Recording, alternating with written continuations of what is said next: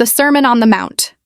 A divine encounter, it was a warm, sunlit morning, and the Sea of Galilee shimmered like a pool of liquid diamonds. Word had spread like wildfire that Jesus of Nazareth, the man who had healed the sick and turned water into wine, was about to speak. A multitude had gathered on the gentle slopes of a hillside, their hearts brimming with anticipation, curiosity, and hope. Among the crowd was Daniel, a skeptical fisherman who had heard whispers of Jesus' miraculous deeds, but remained unconvinced. He had seen his fair share of self-proclaimed prophets, each more underwhelming than the last, yet something about Jesus intrigued him.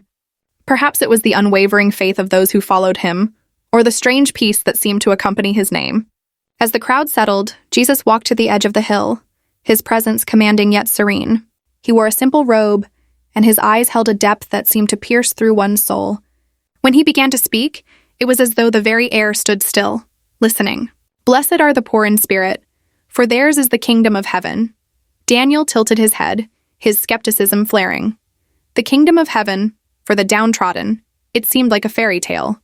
"Blessed are those who mourn, for they shall be comforted." A widow in the crowd wept softly, clutching a small bundle of cloth, the last memory of her departed child. Jesus' words wrapped around her like a warm embrace, and for the first time in months she felt a flicker of solace. "Blessed are the meek, for they shall inherit the earth." The murmurs of the crowd grew louder. This was a radical message. The meek, not the warriors or the wealthy. As Jesus continued, Daniel found himself leaning forward, his heart strangely moved. Jesus spoke of mercy, purity, and peace. He spoke of forgiveness that could melt the hardest of hearts and love that could bridge the widest chasms. His words were not grandiose or flamboyant, but carried a quiet power that resonated deeply. Then Jesus said something that made the crowd hold its breath. "Blessed are you when people insult you, persecute you, and falsely say all kinds of evil against you because of me. Rejoice and be glad, for great is your reward in heaven." A hushed tension rippled through the crowd. Was he warning them? Inviting them into danger? Daniel's pulse quickened. Jesus continued, his voice steady and filled with conviction. "You are the salt of the earth. But if the salt loses its saltiness, how can it be made salty again?" Daniel frowned. Salt. What could he mean? "And you are the light of the world." A city on a hill cannot be hidden. Jesus' gaze swept over the crowd, lingering on Daniel for a heartbeat.